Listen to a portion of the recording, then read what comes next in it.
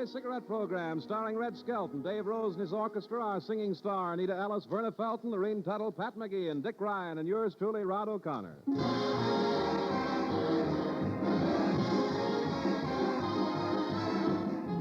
From Metro-Goldwyn-Mayer, we present the star of the Raleigh Cigarette Program, Red Skelton.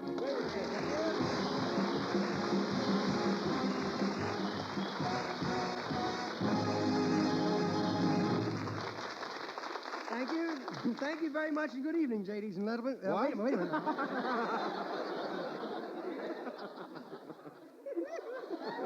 Well, I start off with a bang, boy. If I ever learn to read, I'm a failure in this business, too. Until we start over again or just put a black band on our arm and continue. What's new, Red? Huh? I say, what's new? Huh? Yeah, look, don't call me Richard from now on, will you? I don't want to go to Washington.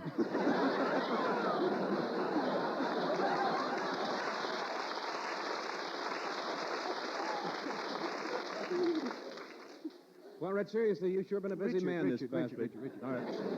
Well, Richard, you've sure been a busy man this past week, doing command performance for the Army, attending the Postmasters and Oil Drillers Convention, and the Press Photographers Ball. Yeah, the press photographers had a costume ball. Mm-hmm. Costume party? Yeah. What'd you go as? I went as a Russian delegate and spent the whole night walking out. You know? I went around vetoing everything. Finally, I had one of their drinks and it vetoed me. You know? Well, now let's take each show in order. Last Tuesday after our show, you did the Christmas show for Command Performance. Now, what's that? Well, command performance, you see, I do a show for the War Department, and they send the record overseas to a camp, see, and then that camp sends it to another camp, and then that camp sends it to another camp. Finally, it gets to some little camp, and they got no place to send it to, so they got to listen. Oh, you're too modest, Red. You're one of the top comedians in show business. Everything you do makes me laugh. Well, thanks, Rod. Did you get your check this week? Yeah, that made me laugh, too. Wait a minute.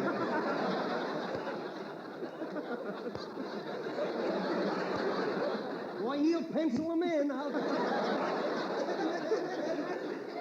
Well, what'd you do Wednesday night? Wednesday night? Well, just a minute, I'll tell you. Oh, Wednesday, I entertained the Oil Drillers Convention at Long Beach Auditorium. Oil drillers, huh? Yeah. Crude? Oh, a couple of them ate with their knives, yeah. Say, that must be an exciting profession, Yeah, drilling you know, well. yeah, you know how they do it? How? Well, they bore a hole in the ground, see, and then they light a match over the hole. If it blows up, you had a well.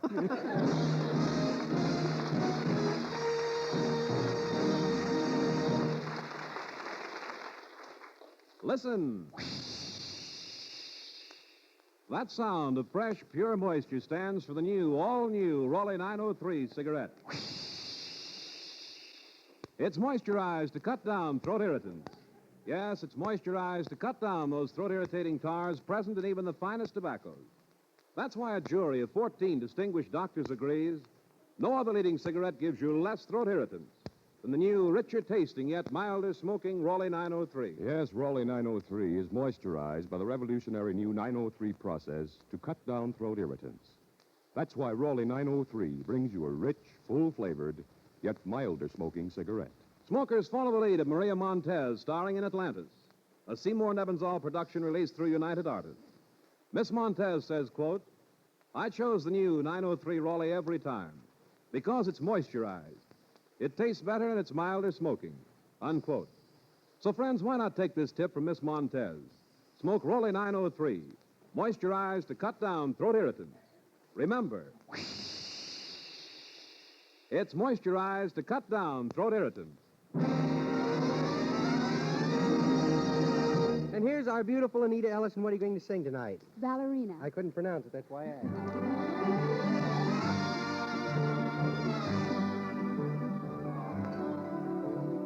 Dance, ballerina, dance, and do your pirouette in rhythm with your aching heart.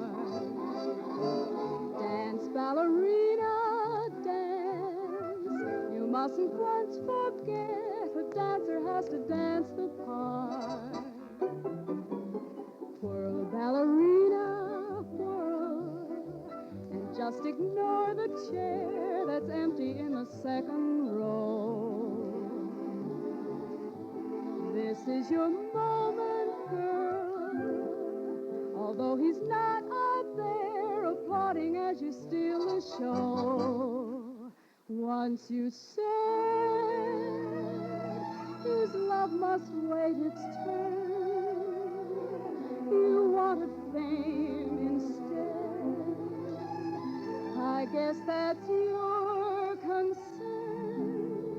We live and learn. And love is gone, ballerina gone. So on with your career, you can't afford a backward glance. Dance on and on and on.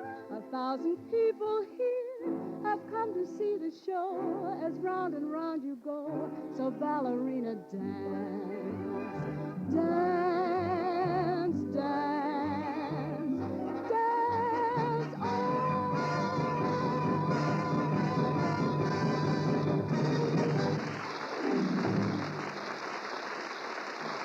Oh, that was beautiful, Anita.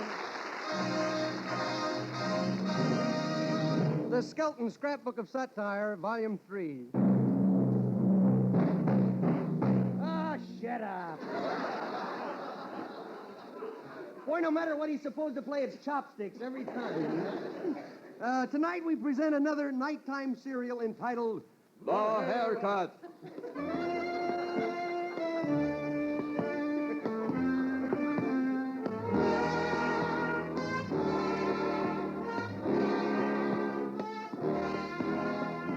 Well, here I am.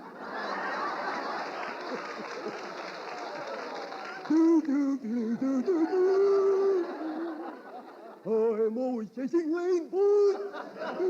I'll chase anything that's got a curve in it, boy. Yes, sir, boy, this is a great day to be alive. Of course, that's my hard luck again, you know. Hell, here's Granucci's barber shop here. Think I'll get my hair cut. Mama had to buy me back from the dog catcher 3 times this week. Boy, look at all the stripes on that pole there. Boy, it looks like the top sergeant going nuts, don't it? I'll just go in and get a trim, have it shortened so I won't be tripping over it all the time.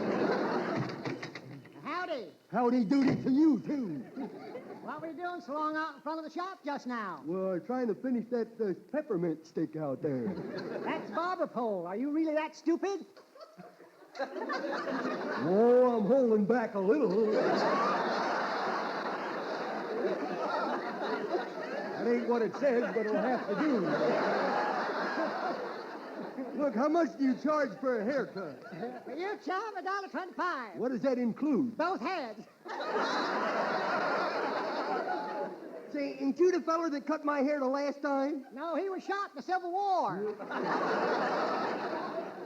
think Edna loused me up. You got the best one, didn't you? $1.25, huh? Say, that's kind of high, you know. Maybe I better go back to cutting it myself. I used to cut my hair all the time, you know. Of course, then my lawnmower broke down on me. Look, I'll bring you a lot of business. I'll spread it around to my friends, both of them, you know. So, how about giving me a flat rate? My price has nothing to do with the shape of your head. Well, brother, this will never happen again, I'll tell you that. The price is still $1.25. After all, I've got to live, you know. Oh, maybe you're just greedy. I get along without it, you know. Say, how about cutting my hair and then if I don't pay you in 30 days, you can just keep my hair. What don't you do me? What? What don't you do me? Get it out. Frost warnings is coming on. What good would my hair do you? What good would my hair do you? Yeah, what good would my hair do you? Oh, I don't know. You can't find any better chicken wire, you know. What do you say? Look, corn pawn, I'm busy. Come on, now get out of here. Here, don't shove me. Here. Now, how do you like that? You slam the door in my face. I'll go to the police. I'll go to the mayor. I'll go to Congress. I'll go home as soon as I get my nose out of the door.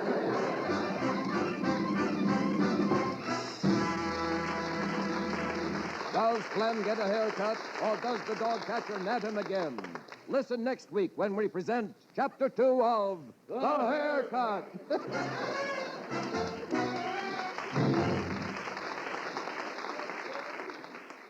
Listen. That sound of fresh, pure moisture stands for the new, all-new Raleigh 903 cigarette. It's moisturized to cut down throat irritant. Yes, it's moisturized to cut down those throat-irritating tars present in even the finest tobaccos. That's why a jury of 14 distinguished doctors agrees no other leading cigarette gives you less throat irritant than the new, richer-tasting, yet milder-smoking Raleigh 903. Yes, Raleigh 903 is moisturized by the revolutionary new 903 process to cut down throat irritants. That's why Raleigh 903 brings you a rich, full-flavored, yet milder smoking cigarette. Get the new Raleigh 903. You'll see the number 903 on the package. Remember, it's moisturized to cut down throat irritant. So, friends, smoke the new, richer-tasting, yet milder Raleigh 903.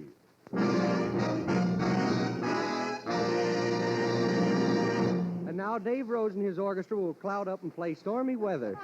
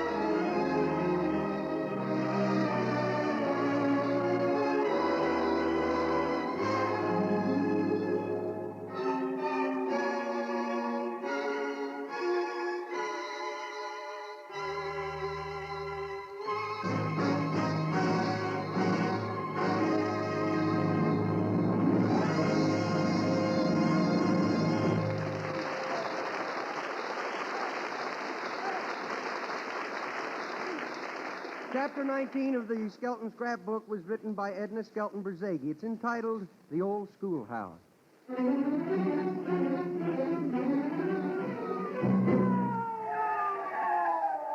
Oh, my, there's a police car out front. I wonder what's wrong in the neighborhood. Good heavens, they have Junior. Does this little boy live here, madam? Yes. Junior, are you all right? What's happened? Boy, it look like I hit the jackpot this time, boy. Ain't no more. Will you pay me bail? I ain't got no money, I ain't. Junior, what's your grammar? I haven't any money. What? I haven't any money. Look like you had to lock me up. We both broke. Officer, what happened? Oh, it's not as bad as it looks, lady. On the way home, he told me his story, and it makes sense. Oh? So I think I'd hear him out. I knew they was going to follow us. There they come now. Look, the head of the school board and the kindergarten teachers. They'll give you the details. I'll just keep them out there. Madam, I'm Mr. Passy of the school board. Are you this boy's mother? No, she's my grandma, you know. Me mummy went down to see me pop. She's trying to explain to him it wasn't DT's the night I was born. It was me. Now, look, will someone please explain what this is all about? Well, this child, and I use the word loosely, was the cause of every student in the school picking up their books and going home. Oh, dear. Won't you come in? Please say you won't. Please sit down and make yourself at home. Thank you. Can I get you a hot foot or something? Junior! Now, won't you sit down, Mr. Passe? Thanks. I prefer to stand. Well, I think I'm going to sit down while I got a chance. I got the feeling I won't be able to sit down for a long time. Junior, stand up. Yes. Now, what happened? I want your side of the story first. Yes? Now, go ahead. You called me a gourd head. You called me a gourd head, you did did. not. You did. You called me a gourd head. I did not. I said go ahead. You called... Oh, I thought you called me a gourd head. Well, I tell you, it was like this. This morning I poked my widow head out the window, and there was a big crash. A big crash? I forgot the window was closed. Well, anyway, I looked outside, and I saw all the widow kids going to school. There was Jack Berry, Widow Dickie Orland, and the juvenile jury crowd. And when I see them kids, I said to myself, I'm going to go to school, too. So I grabbed some books, and I decided to go with them. Well, let's see what books you have under your arm. There. How to Pick Winning Horses by Shirtless Sam. How to Mix Street... Junior, I told you 1,000,000 times to stay away from your father's library. Well, I didn't touch his books. I only got the ones that he borrowed from you. Go on, continue with your story. Well, when I got there, Grandma, when I was old enough to start the school, I sure hope the city hall and the parks are paid for, boy, because this town really needs a new school. That place is a fire trap. Fire trap? I resent that. We have the finest schools in the country. Well, what country are you thinking of? Hiroshima? Well, that school is in such bad shape, and it's so old that the termites bring their lunch with them every day. Junior, never mind your opinions. Just tell me what happened. Well, when I got to the door, there was a teacher standing there, and she said I was too young to start the school, see? Yes. But I want to go to school, so I sneak around to the side of the building, and I slide down the coal chute, and I fall right in front of the janitor. What did he do? Nothing. I fell on one knee and sang Mammy, and he thought I was Al Jolson. Well, then I walk out in the hall, and I found a room filled with little kids, you know, the kindergarten. They was a... Hey, Nemo, why does he have the kindergartens in the basement? I don't know, dear. I've never given it much thought. Oh, I can explain that. It's good psychology. A child can learn in education, as in life, that they must start at the bottom. Oh? That's why the kindergarten's in the basement and the 6th grade is on the top floor. Yeah? Well, Yes. I got news for you, kiddo. You'd better get a new building, or that 6th grade is going to wind up in the kindergarten. I can see why this boy is a little troublemaker and why he has no manners. We allow him to talk back to his elders. In this house, sir, we believe in free speech. We hear the speaker out, and then we discuss the rights and wrongs of his views. Yes. Now, let's get to the bottom of this, Junior. Why? So you can get to the bottom of me? Junior! Well, I tell you, anyhow, I went up the stairs. I walked up the stairs in the school, and I came to a great big classroom, and there was somebody standing there teaching mathematics, you know. Teaching what? Mathematics, you know, 2 times 2. You mean mathematics. I said mathematics, and I... Well, anyhow, the teacher had a picture of a cow on the blackboard, and he says, now, if I cut it in 2, I will have halves. And if I cut it again, I will have 8. And if I cut it again, I'll have 16. Now, if I cut it again, what will I have? Boy, you should hear them little kids laugh at me, Answer. Oh, no. What did you say? I said, you cut it again, boy, you're going to have milk.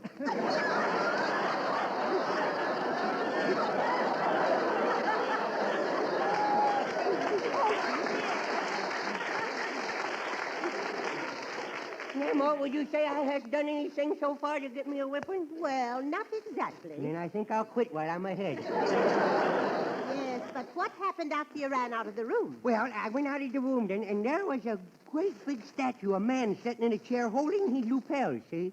And I said to him, hello. And he said to me, hello. Oh, no. Now, let's not dream it up. No, I'm not. He really talked to me. I crawled up in his lap, and I talked to him for about 10 minutes, I did.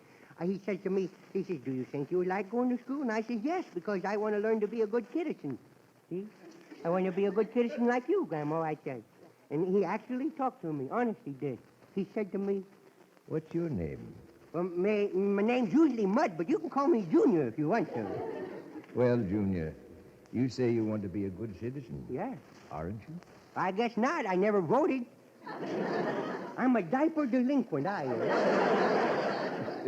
Well, you are a little young to vote. Yeah? What makes you feel you're a delinquent? My grandma's hairbrush, mostly. Hairbrush. Yeah. In my day, parents didn't use hairbrushes to punish their children. Oh? They used razor straps. Razor strap. No wonder the kids were so sharp in those days. Now tell me, why are you called a delinquent? Well, I just so clumsy. I break everything, and I get on people's nerves asking a lot of questions that they can't answer. Everybody says I is the nosiest kid in the town. Oh, I get them so perturbed, I do, you know. And I only ask questions so I'll be a better citizen, you know. Well, son, just because you're too young to find pleasure in serious discussion, and you can't understand the problems of the world, that doesn't necessarily make you a bad boy. But you don't have to be big to be a citizen. As a boy, you're a citizen, too. When you're your grandmother's age, you'll be an adult citizen. But meantime, try and be a good boy citizen. Live a boy's life. Realize the value of honor and truth.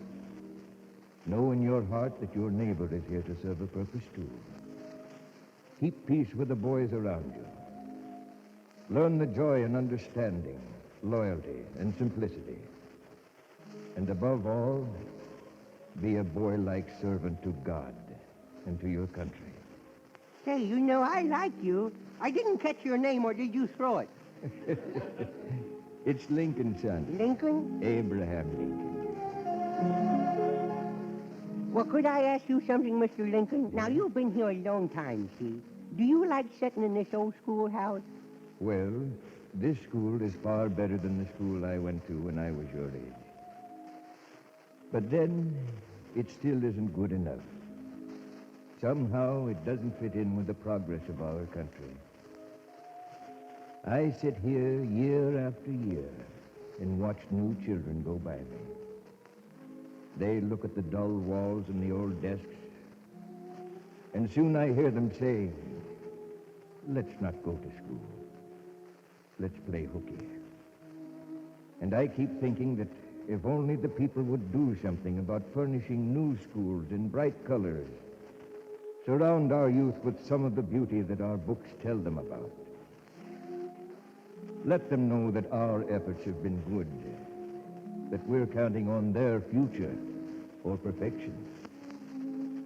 I'm sure our children would understand. And then schools would be as popular as the ice cream parlor. You said it, Mr. Lincoln. Boy, this place here is like a San Quentin with books, you know? Look, I think I better get myself down to the kindergarten class now. Goodbye, Mr. Lincoln. I won't be forgetting you. That's very kind, son. A lot of Americans have. Goodbye, son. I've never heard of such an imagination all my life. That statue of Abraham Lincoln was in the school when I went there, and it never talked to me. Well, old Abe is pretty particular who he speaks to.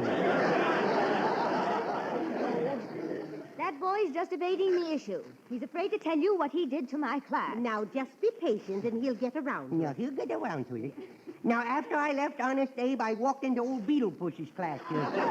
Well, Junior, she does not have a beetle puss. Oh? Now, say you're sorry. Oh, I'm sorry you don't have the Beetlepuss. I mean, I'm sorry for what I just said, and I'm sorry for what I'm going to say. Well, anyway, I walked into her class, and there was all the little kids. They were stringing beads, and they was weaving paper strings together, you know. I thought I was on an Indian reservation, you know. Well, anyhow, they all looked so bored they had that drop-dead feeling about it, you know. So I walked in and woke it up. All right, now tell her what you did. I said, howdy, fellas. Any of you kids know anything about model airplanes? Well, the way they swarmed around me, you'd think I was the queen bee of the hive, you would. When I tried to reassemble the class, this little urchin yelled, "Take 5, sister! Out of here!" You didn't. Yes, I did. And then all of us kids got talking about building things. and how dangerous old buildings were, and how a little short circuit could be caused. Mice and little mice, nibbling on the wires and could set fire to the place, and then we talked about how quick an old building could burn down. What's wrong, Junior? We stared ourselves. Poor baby. Yeah, poor baby. Bless his little heart. Yeah, bless your heart.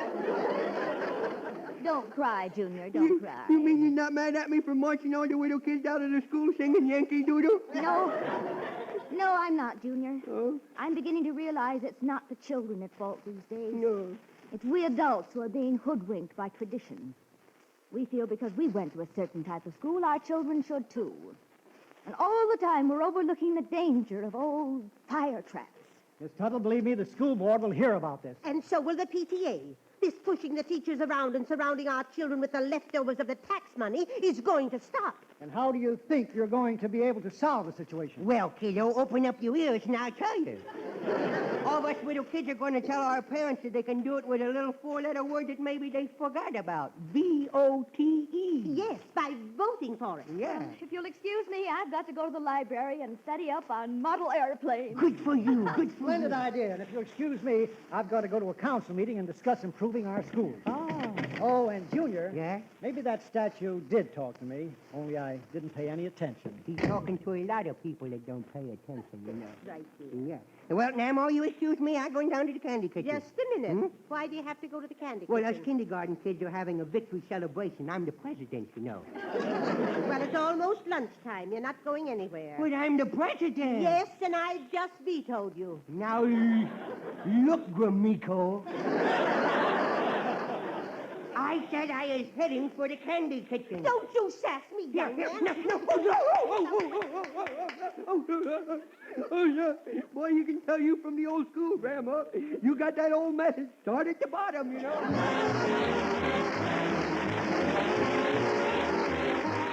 Remember, we'll all be with you again next Tuesday at the same time. Until next Tuesday, then. This is Red Skelton saying goodbye now, and thanks for listening. And remember, there are very few juvenile delinquents. Stop paying the teachers peanuts, and the children will stop acting like monkeys.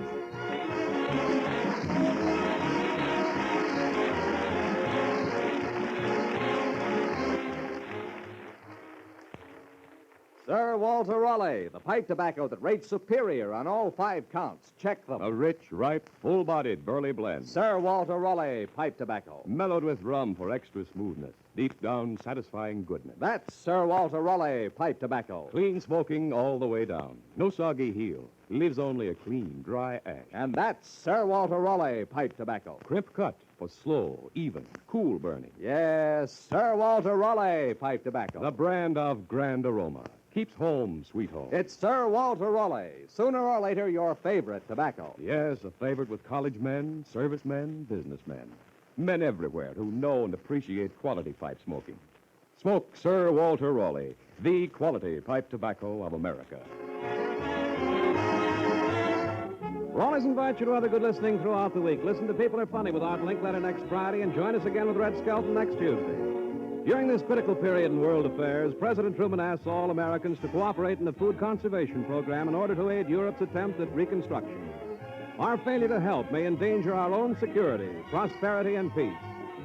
May we take this opportunity to say happy birthday to Fanny Bryce on her 43 years in show business. Red Skelton is heard in this program through the courtesy of Metro-Goldwyn-Mayer and is brought to you by the makers of Raleigh cigarettes. And Columbia.